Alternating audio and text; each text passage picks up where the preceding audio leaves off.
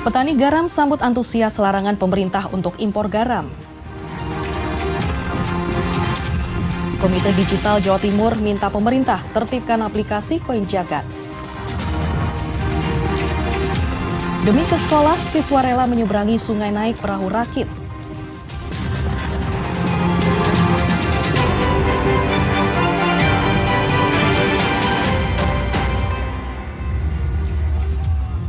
Halo, saudara, apa kabar Anda hari ini? Kita berjumpa lagi dalam Kompas Jatim.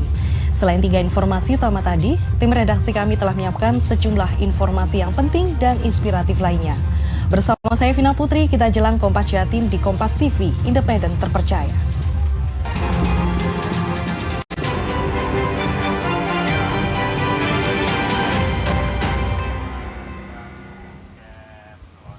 Kita buka Kompas Jatim dengan sorotan pertama dari Surabaya. Saudara, terkait larangan pemerintah untuk mengimpor garam, PJ Gubernur Jawa Timur Adi Karyono menyatakan Jawa Timur siap melakukan swasembada garam. Bahkan pada tahun 2024, Jawa Timur telah memenuhi kebutuhan 55% garam nasional. Jawa Timur siap melakukan swasembada garam karena produksi garam nasional 55% berasal dari provinsi ini. Meski demikian, petani tidak mendapatkan harga yang baik karena harus bersaing dengan garam impor. Untuk itu, Pemprov Jawa Timur menyambut baik aturan penghentian impor garam. Kebijakan penghentian impor garam menguntungkan petani lokal dan perusahaan. Ketersediaan garam juga tidak bergantung pada impor luar negeri. Berdasarkan data dari Himpunan Masyarakat Petani Garam Jawa Timur, produksi garam nasional pada tahun 2023 mencapai 1,1 juta ton dan 68%-nya berasal dari Jawa Timur. Pertama, pernyataan ini sudah menjadi poin hasil ratas atau hasil rapat koordinasi tentang pangan di Jawa Timur. Ya, dengan kami sangat mendukung. Kenapa? Karena jumlah produksi garam separohnya ada di Jawa Timur. Dan persoalan harga memang juga tidak begitu baik ya, ketika memang kita juga ada garam impor. Kita mampu ya, ketika kita dibebaskan untuk swasembada garam, kami siap untuk itu. Maka efeknya adalah pertama ya, para petani penggarap garam, perusahaan ya, semua bisa berjalan mendapatkan manfaat itu. Yang kedua, ketersediaan garam tidak tergantung harus menunggu luar negeri. Jadi pada prinsipnya garam laut kita lebih banyak daripada daratannya. Masa iya gitu? Nggak bisa memenuhi. Kebijakan pemerintah melarang impor garam pada tahun ini disambut antusias para petani garam di Sampang, Madura. Mereka mengatakan kebijakan tersebut diharapkan bisa membuat harga garam rakyat naik. Petani juga meminta kebijakan ini dibuatkan peraturan presiden secara detail agar tidak ada lagi impor garam. Sejumlah petani garam di Sampang menyambut baik dan mengapresiasi kebijakan pemerintah untuk menstop impor garam. Menurut petani, kebijakan tersebut sangat bagus untuk keberlangsungan petani garam yang berharap harga garam rakyat bisa naik. Stok garam di Sampang, Madura cukup melimpah dan bisa menjadi salah satu daerah yang akan menyuplai kebutuhan garam nasional. Saya sebagai petani garam sangat senang bila pemerintah menyetop impor garam. Karena di petani maupun di gudang saat ini di Madura, stoknya masih banyak. Ini di tempat saya masih banyak banget. Jadi harapan saya ketika pemerintah menyetop impor garam, harganya akan naik. Petani ya akan makmur lah. Sementara itu, harga garam rakyat saat ini berkisar 1 juta per ton. Hal ini dinilai masih murah karena belum mencukupi biaya produksi petani. Aslinya kalau impor udah nggak masuk, harga garam Madura pasti naik. Ya rakyat petani ya senang kalau sampai impor nggak masuk, bisa menaikin harga garam. Petani berharap kebijakan ini tertuang dalam peraturan presiden, sehingga petani tidak lagi was-was akan adanya impor garam. Didin Muhyiddin, Kompas TV, Sampang, Jawa Timur.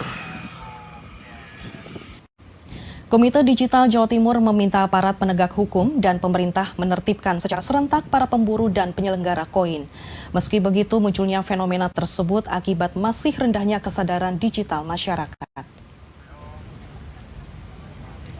Fenomena berburu koin jagat di beberapa daerah termasuk Surabaya cukup meresahkan. Pasalnya, para pemburu koin mengganggu ketertiban umum hingga merusak taman kota. Komite Digital Jawa Timur menilai aktivitas koin jagat sebagai semi kompetisi judi lantaran mereka berburu koin untuk mendapatkan hadiah tertentu. Menurut Wakil Ketua Komite Digital Jawa Timur, Suko Widodo, kesadaran digital masyarakat saat ini masih rendah sehingga sangat mudah terlibat berbagai aktivitas merugikan di dunia digital. Pemerintah dan aparat penegak hukum harus bertindak cepat dengan menertibkan serentak kegiatan para pemburu dan penyelenggara koin jagat. Karena itu saran saya pertama harus ditertibkan. Dimulai dari mana? Ya serentak, total football istilahnya. Pelaku atau panitia yang menyelenggara harus dipanggil atau di take down untuk menyelesaikan persoalan itu. Kedua, di tataran lapangan harus diberikan edukasi kepada remaja-remaja itu. Namun sisi lain yang kami lihat bahwa bisa jadi sebagai kritik sosial adalah perlunya anak-anak kesadaran digital kita, netizen kita belum bagus ya menurut pengetahuan mereka, karena itu mungkin perlu fasilitas-fasilitas yang membuat mereka berinteraksi dengan sesama. Sebelumnya, Saudara, Wali Kota Surabaya Eri Cahyadi juga geram dengan viralnya koin jagat di Kota Pahlawan. Eri meminta Kementerian Komunikasi dan Digital atau Komdigi memblokir aplikasi yang dinilai meresahkan dan membahayakan itu. Wali Kota Surabaya Eri Cahyadi mengatakan Satpol PP telah melaporkan sejumlah kerusakan yang ditimbulkan akibat ulah oknum pemburu koin di aplikasi Jagat Koin Hunt. Laporan itu sudah dilayangkan ke Polrestabes Surabaya. Eri akan mencari oknum penyebar koin yang membuat pemburu koin atau pengguna aplikasi merusak fasilitas umum. Aplikasi itu juga membahayakan penggunanya saat dimainkan di jalan raya. Ia juga meminta Kementerian Komdigi memblokir aplikasi koin jagat. Satpol PP akan menertibkan warga yang bermain koin jagat karena sejumlah kasus pagar rumah dan taman rusak akibat ulah sejumlah pemburu koin.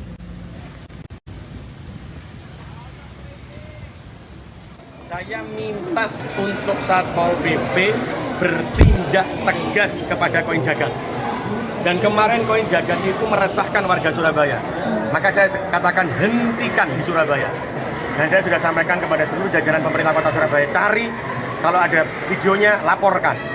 Ini meresahkan ini, sampai ada rumah warga saya, warga Surabaya, itu pagarnya dipanjat gara-gara golek koin. Tamanku rusak kabeh. Ini saya mau cari ini siapa ini, akan saya kejar terus ini. Jangan mengganggu kedamaian Surabaya. Saudara, Dinas Lingkungan Hidup DLH Surabaya mendata 6 taman kota yang rusak akibat ulah para pemburu koin jagat. Selain mengimbau warga agar tidak rusak lingkungan, Satpol PP Surabaya tetap menggencarkan patroli penertiban pemburu koin jagat. Fenomena aplikasi koin jagat yang viral membuat warga Surabaya berburu koin keberuntungan. Berbagai tempat lokasi koin misterius disebar, mulai dari trotoar, jalan hingga taman kota. Akibatnya, sejumlah taman kota di Surabaya rusak terinjak-injak saat warga berburu koin. Dinas Lingkungan Hidup dan Kebersihan Kota Surabaya mencatat ada 6 taman kota rusak akibat ulah pemburu koin. Dalam satu titik, puluhan hingga ratusan warga berduyun-duyun ke lokasi, sehingga taman yang sebelumnya baik menjadi rusak.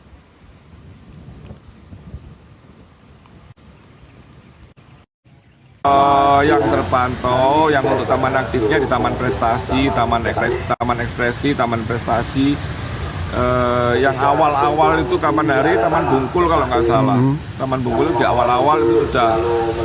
Kemudian yang di Taman Pasif itu ada beberapa juga yang di samping sungai, ya, di sepanjang Taman Pasif yang di samping Sungai Kalimas itu ada juga beberapa di Jalan Genteng Kali itu sampai mungkin royoan atau apa ya ngerusak properti kami itu apa lampion yang bentuk naga itu sampai beberapa juga sobek. Saudara, Pemkot Surabaya sudah menginventarisasi sejumlah taman rusak akibat ulah para pemburu koin jagat. Total ada 6 taman di Surabaya mengalami rusak cukup parah. Berikut kami hadirkan nama-nama 6 taman dan kerusakan yang dialami yang kami rangkum dari data Dinas Lingkungan Hidup dan Kebersihan Surabaya.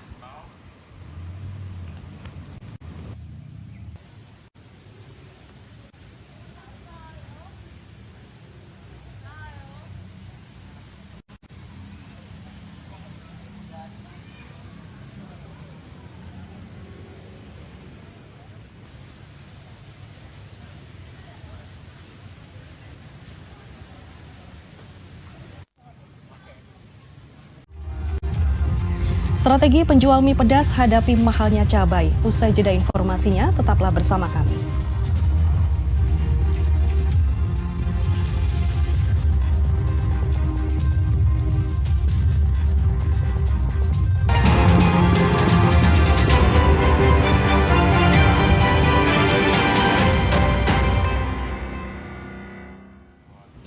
Saudara, salah satu sekolah di Surabaya menemukan kendala untuk pelaksanaan makan bergizi gratis atau MBG.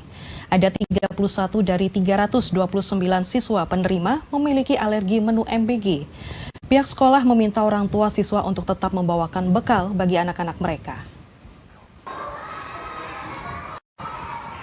Seperti yang terjadi di SD Takuma, Jalan Jemur Ngawinan, Surabaya. Menu yang disajikan tidak jauh berbeda dengan hari sebelumnya. Para siswa menikmati hidangan yang terdiri dari nasi putih, ayam kecap, sayur kacang panjang, buah semaka, dan susu kotak. Namun pihak sekolah mengaku terdapat tantangan terkait program ini, yakni 31 dari total 329 siswa memiliki alergi terhadap nasi, sayur, ayam, dan buah-buahan. Sebagian besar alergi masih dapat toleransi, namun ada juga yang menyebabkan muntah jika dipaksakan. Pihak sekolah meminta orang tua siswa untuk tetap membawakan bekal bagi anak-anak mereka. Terlepas dari itu, program MBG membantu siswa menghemat uang jajan. Beberapa siswa uang yang biasanya dipakai untuk membeli jajanan, kini bisa ditabung untuk keperluan sekolah. Ada, di kami anak alergi itu ada 31 anak. Dan itu sudah kami masukkan dalam SOP yang kami kirimkan ke Badan Gizi Nasional. Di antaranya alergi itu ada yang malah nggak mau makan nasi. Kalau dipaksa makan nasi itu muntah karena memang dari kecil sudah nggak bisa. Nah selama ini sementara akhirnya kami minta orang tuanya tetap membawakan roti yang sesuai dengan anak yang bisa makan itu. Kemudian kalau susunya masih bisa, masih makan. Kunci sama tempe, satu semangka sama nasi. Enak nggak sih? Enak lah. Seneng nggak dapat makan bergizi dari pemerintah ini? Hemat uang jajan nggak sih, Clara? Banget ya. Sehari bisa berapa hematnya kalau dengan adanya program makan bergizi ini? 10.000. Terus uangnya buat apa? Tabung ya. Sejumlah siswa SD di Kecamatan Tempurjo, Jember harus menerobos derasnya aliran sungai dengan perahu rakit agar bisa sampai ke sekolah. Mereka terpaksa mempertaruhkan keselamatan karena tidak ada jalan lain. Jembatan satu-satunya penghubung dari rumah ke sekolah rusak diterjang banjir.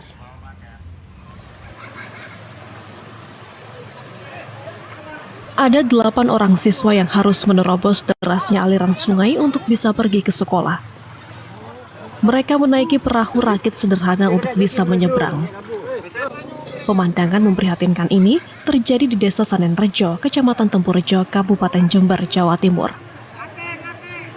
Mereka harus melawan rasa takut setiap hari agar bisa tiba di sekolah. Hal ini terpaksa dilakukan karena satu-satunya jembatan penghubung rusak diterjang banjir bandang beberapa waktu lalu. Sungai Sanenrejo seringkali meluap dan saat sungai meluap, para siswa pun takut menyeberang dan memilih tak bersekolah. Kedelapan anak ini merupakan siswa di SDN Sanenrejo 5 dan SMPN 2 Tempurjo. Jembatan ini hanyut akibat banjir beberapa waktu yang lalu. Kemudian langkah kami adalah setiap hari kami piketkan bersama rekan-rekan TNI, Ramel, di sini untuk membantu masyarakat, utamanya anak-anak sekolah yang mau menyeberang. Sehingga minimal kita bisa membantu masyarakat yang akan melintas ke sini. Beruntung mereka tidak sendiri, ada warga, polisi, dan TNI yang membantu mereka menyeberang. Karena jembatannya di bawah air saat banjir. Rusak ya? Ya. Ada jalur lain nggak? Nggak ada, memang cuma sini jalan lain. Terus biasanya kalau airnya besar digendong sama warga, kadang naik ketek. Ya, sempat ada rasa takut? Takut, karena airnya besar. Pihak sekolah memberikan keringanan. 8 orang siswa diperbolehkan datang terlambat karena jarak tempuh yang jauh dan penuh risiko. Warga berharap pemerintah segera membangun jembatan penghubung agar anak-anak aman dan tidak terlambat ke sekolah. Hernawan Mustika, Kompas TV, Jember, Jawa Timur.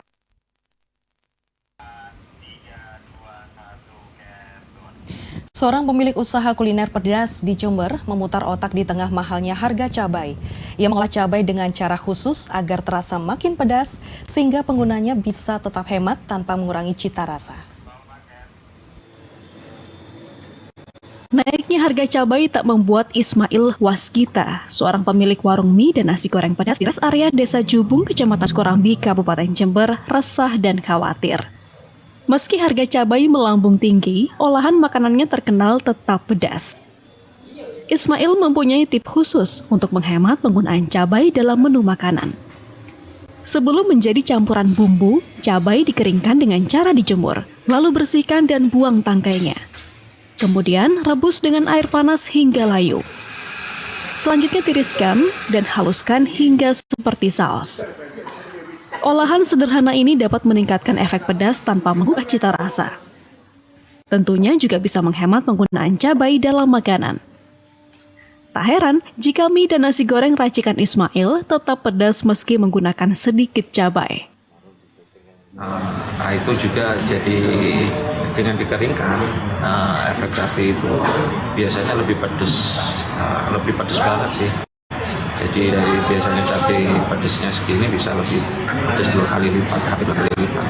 Untuk rasa gimana? Berubah nggak? Kalau rasa nggak berubah, ya rasa cabai ya tetap rasa cabainya pedasnya tambah meningkat gitu. Para pelanggannya tetap setia karena ketagihan dengan sensasi pedasnya. Sama aja sih, kayaknya lebih pedas malah. Sensasi pedasnya lebih pedas seperti apa, Mbak? Lebih enak, lebih nikmat. Tidak ada perubahan rasa ya? Nggak ada, sama sekali nggak ada, malah lebih enak. Harga cabai saat ini terus naik seiring minimnya pasokan dari petani akibat gagal panen di musim hujan. Hernawan Mustika, Kompas TV Jember, Jawa Timur. Harga cabai rawit di sejumlah daerah masih tergolong mahal hingga kini. Pelaku usaha kuliner di Kota Malang pun mengeluh. Dia tak berani menaikkan harga jual makanannya karena ekonomi masyarakat sedang sulit di tengah harga kebutuhan pokok yang juga meroket.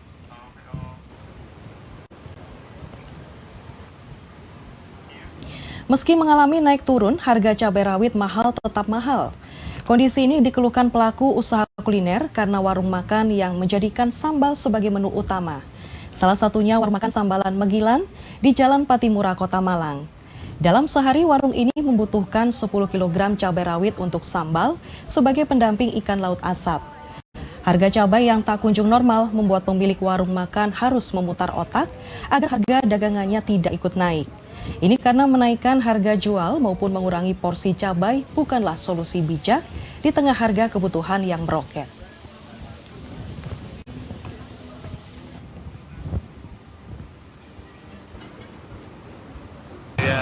Lumayan rasa ya Pak ya, dengan harga yang bisa naik sampai 2-3 kali lipat.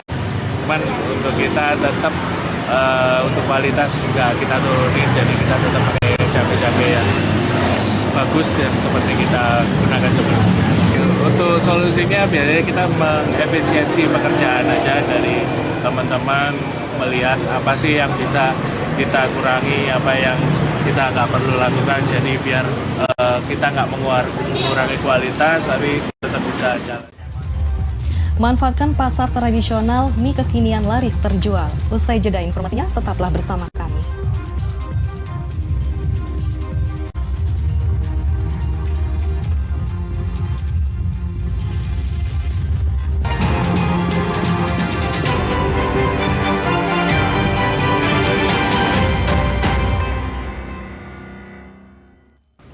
Saudara, seorang pemuda di Kediri sukses memanfaatkan fasilitas pasar tradisional untuk membangun usaha kuliner mie kekinian.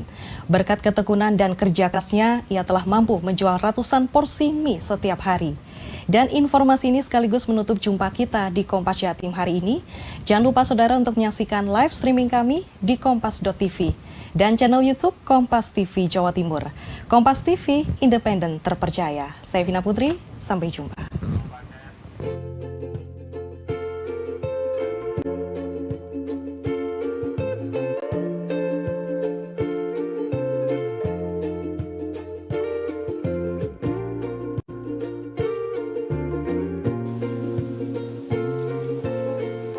Setiap harinya warung mie yang berada di Pasar Pahing, Kota Kediri ini ramai didatangi oleh warga. Para warga datang untuk menikmati kelezatan kuliner mie sejagat. Meski warung ini masih berdiri sejak 2 bulan yang lalu, namun tidak pernah sepi dari pembeli. Warung ini didirikan oleh perempuan berumur 29 tahun bernama Citra Fikana. Citra Fikana sengaja merintis usaha mie karena dia mempunyai hobi kuliner mie bersama sang suami. Hingga akhirnya perempuan berumur 29 tahun itu mempelajari cara mengolah mie ke salah satu temannya. Ibu dari satu anak ini juga memilih menggunakan fasilitas pasar tradisional untuk membuka usaha. Mereka memilih tempat itu karena ingin pasar tradisional di Kediri ramai seperti di kota besar yang lainnya.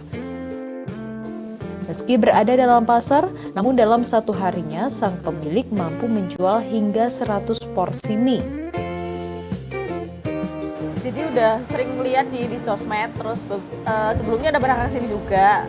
Terus ini tadi kebetulan kita ada habis dari Blitar, terus pengen makan siang di sini gitu. Tadi kalau aku sukanya di sini tuh mie chili oilnya, mie goreng pedas. Teman-teman tadi pesen yang mie kuah bawang. Mie di sini tuh enak ya, mie-nya tuh kayak matangnya pas gitu loh. Terus rasa bawangnya juga enak. Mie chili oilnya tuh yang aku suka tuh dia rasanya chili oilnya tuh nggak yang kematangan atau rasa cilinya tuh nggak kayak kegosongan gitu loh Mas. Jadi pas dari asin, manisnya, gurihnya juga pasti menurut aku ya. Kebetulan saya sama suami suka kuliner. Terus kita tuh suka banget sama mie di salah satu kota. Akhirnya kita cari konsultan makanan dan kita pengen dibikinin resep yang kayak mie tersebut gitu. Nah, kita pengen banget kalau pasar Kediri itu bisa rame kayak pasar di kota-kota besar lainnya. Seperti di pasar Solo, di Malang, di Bandung itu mereka udah rame ya. Jadi yang jualan tuh udah bukan bapak ibu tapi udah anak muda gitu yang jualan. Kita pengennya pasar Kediri juga bisa aktif anak mudanya jualan di pasar. Di warung ini para pembeli dapat membeli berbagai macam menu mie, mulai dari mie bawang, mie ayam pedas, hingga bihun tetelan sapi. Meski rasa mie gurih dan lezat, namun sang pemilik menjual dengan harga terjangkau, mulai dari Rp10.000 hingga Rp20.000 per porsinya. Warung mie sejagat ini buka setiap hari kecuali hari Kamis. Mereka buka mulai pukul 8 pagi hingga 3 sore. Tim Liputan Kompas TV, Kediri, Jawa Timur.